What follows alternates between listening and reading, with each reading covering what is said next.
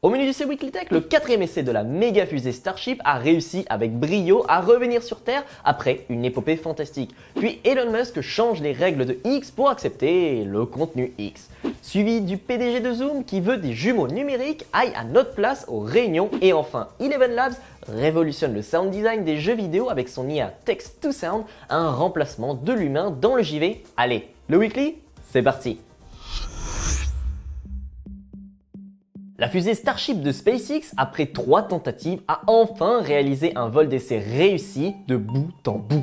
Ce jeudi 6 juin 2024 à 14h50 sera dans les livres d'histoire. La fusée géante de 120 mètres de haut s'est ainsi élancée depuis la base de Boca Chica au Texas. Malgré la défaillance d'un des 33 moteurs Raptor au décollage, le premier étage, le booster, a fonctionné pendant 2 minutes et 45 secondes comme prévu avant de se séparer du vaisseau Starship. Le booster a ensuite effectué avec succès ses manœuvres de retour, amérissant en douceur dans le golfe du Mexique après 7 minutes de vol. Une réussite notable après l'échec de cette phase lors du test précédent. Les images sont juste folles. Le Starship, quant à lui, poursuit son petit bonhomme de chemin, atteignant une altitude de 213 km avant d'entamer sa rentrée dans l'atmosphère à une vitesse vertigineuse de plus de 26 000 km/h. Ça représente 7 km par seconde.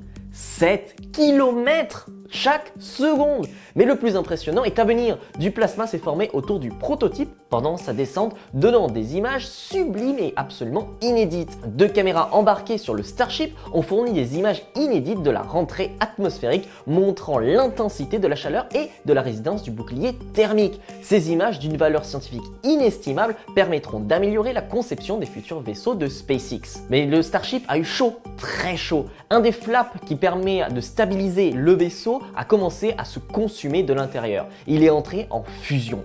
À ce moment, dans la tête de tout le monde, c'est fini. Mais non, il s'est accroché jusqu'au bout, permettant au Starship d'aller finir sa mission. Le vaisseau a ainsi réussi à amérir en douceur dans l'océan Indien grâce à un flip de dernière minute parfaitement maîtrisé. Et je ne le dirai jamais assez, les images sont folles.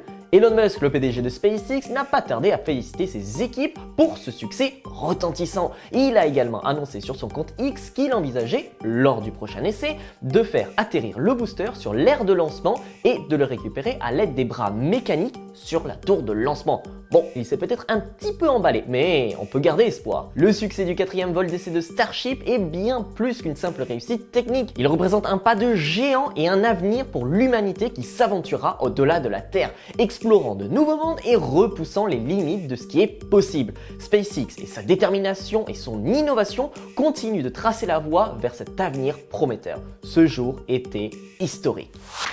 X, anciennement Twitter, autorise officiellement les contenus à caractère érotique et sexuel sur sa plateforme. Cette décision est déjà actée et soulève une vague de réactions tant chez les utilisateurs que parmi les autorités, dont les françaises, notamment Bercy, qui qualifie cette évolution de provocation. Depuis sa création, le réseau social Twitter n'a jamais formellement interdit les contenus X, mais n'avait pas non plus explicitement autorisé leur publication. En 2019, un premier pas avait été franchi avec l'interdiction des images présentant une conduite sexuelle violente, une mesure effective à partir du 1er janvier 2020. Désormais, X assume pleinement cette présence en actualisant ses règles pour permettre la diffusion de photos et vidéos mettant en scène la nudité d'adultes ou d'actes sexuels de nature X ou pouvant susciter l'excitation sexuelle. Cette nouvelle politique inclut également les contenus générés par l'intelligence artificielle, l'animation et le hentai, un genre japonais de manga et de dessins animés hyper sexualisés. Cependant, X maintient une interdiction stricte concernant les contenus promouvant l'exploitation sexuelle, des atteintes aux mineurs et les comportements obscènes. La réponse des autorités françaises, notamment du ministère de l'économie et des finances, ne s'est pas faite attendre. Le ministre a dénoncé une décision comme provocatrice, soulignant ainsi les risques d'une telle politique, notamment en matière de protection des mineurs et la lutte contre les comportements déviants en ligne. Depuis l'acquisition de Twitter par Elon Musk en 2022, devenu X, le réseau social a adopté une posture de libre expression, souvent au détriment d'une bonne modération des contenus. Contrairement à X, d'autres plateformes comme Facebook, Instagram, Snapchat ont mis en place des restrictions sévères concernant les contenus à caractère sexuel. Ces réseaux sociaux adoptent une politique plus conservatrice pour maintenir une image familiale et éviter les controverses liées à la diffusion de contenus explicites. Cette divergence souligne les différentes approches des grandes plateformes en matière de gestion de contenus sensibles. La décision de X pourrait créer un précédent et influencer la politique des autres réseaux sociaux en fonction de l'impact et des réactions qu'elle suscitera à long terme. Le défi pour X à présent est de trouver un équilibre entre liberté d'expression et la protection des utilisateurs, en particulier des mineurs. La technologie de modération doit être suffisamment performante pour filtrer les contenus inappropriés sans entraver la liberté des créateurs. Donc maintenant, on peut le dire, X fait du X. Eric Yuan, le PDG de Zoom, envisage un avenir radical où l'intelligence artificielle transforme notre façon de travailler et ainsi où des jumeaux numériques pourraient nous représenter lors de réunions en ligne. C'est en tout cas sa vision qu'il taille dans les colonnes de The Verge. Le PDG de Zoom voit ainsi au-delà de la simple vidéoconférence. Il souhaite faire de Zoom une plateforme de collaboration complète intégrant l'IA pour automatiser les tâches routinières et libérer du temps pour les employés. L'une des idées les plus intrigantes de Yuan est celle des jumeaux numériques, des avatars IA personnalisés qui pourraient assister aux réunions à notre place et interagir avec les participants et même prendre des décisions. Il explique ainsi: aujourd'hui nous passons tous beaucoup de temps à téléphoner, à participer à des réunions, à envoyer des emails, à supprimer des spams et à répondre à des SMS. Nous sommes toujours très occupés. Comment pouvons-nous tirer parti de l'IA pour automatiser complètement ce genre de travail ? Il n'a pas complètement tort, mais cette vision futuriste soulève des défis à la fois technologiques et éthiques considérables. La création d'avatars 3D réalistes, le développement de modèles IA personnalisés et fiables et l'acceptation culturelle de l'interaction avec des avatars numériques sont autant d'obstacles à surmonter. Yuan reconnaît que l'IA actuelle basée sur des modèles de langage n'est pas encore prête à relever ces défis. Il souligne notamment le problème d'hallucination où l'IA génère des informations incorrectes ou tout simplement trompeuses. Malgré ces défis, Zoom a déjà commencé à intégrer l'IA dans ses produits. La fonction de résumé de réunion, par exemple, utilise l'IA pour générer des comptes rendus concis. Yuan estime que l'IA peut améliorer considérablement l'expérience de la vidéoconférence en permettant aux utilisateurs de gagner du temps et de se concentrer sur des tâches plus importantes. L'ambition de Yuan va donc au-delà de la simple amélioration de la productivité. Il envisage un monde où l'IA nous permettrait de travailler moins et de passer plus de temps pour nous.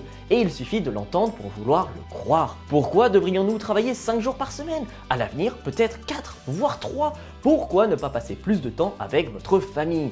Pourquoi ne pas vous concentrer sur des choses plus créatives? Redonner du temps à la communauté et à la société pour aider les autres. C'est quand même pas mal utopique comme vision, loin d'être une réalité. Même si l'idée de déléguer nos réunions à nos jumeaux numériques peut sembler farfelue, elle ouvre un débat crucial sur le rôle de l'IA dans notre vie professionnelle et personnelle. L'IA peut-elle réellement nous libérer des tâches fastidieuses et nous permettre de nous épanouir davantage?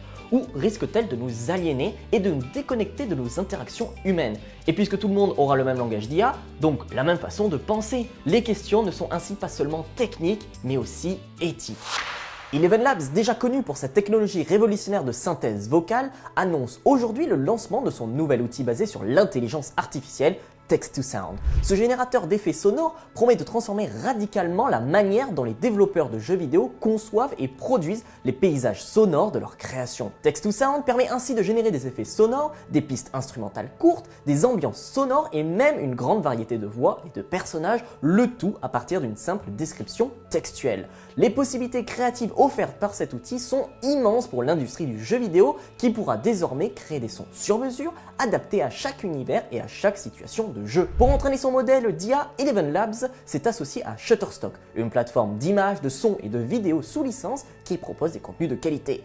Grâce à cette collaboration, Eleven Labs a pu accéder à la vaste bibliothèque audio de Shutterstock, riche de millions de pistes sonores licenciées pour développer un outil capable de générer des sons d'une qualité et d'une grande diversité. L'outil est ainsi capable de générer des explosions au bruit de pas en passant par les ambiances naturelles et les sons futuristes. Les développeurs de jeux vidéo pourront ainsi donner vie à leurs visions les plus ambitieuses sans se limiter aux bibliothèques sonores existantes, souvent coûteuses et pas toujours adaptées à la situation. Cette technologie ouvre de nouvelles perspectives dans le sound design des jeux vidéo. Les développeurs pourront désormais créer des sons uniques et personnalisés à chaque personnage, chaque arme, chaque environnement, renforçant ainsi l'immersion et l'expérience de jeu des joueurs. Mais cela pose tout de même question.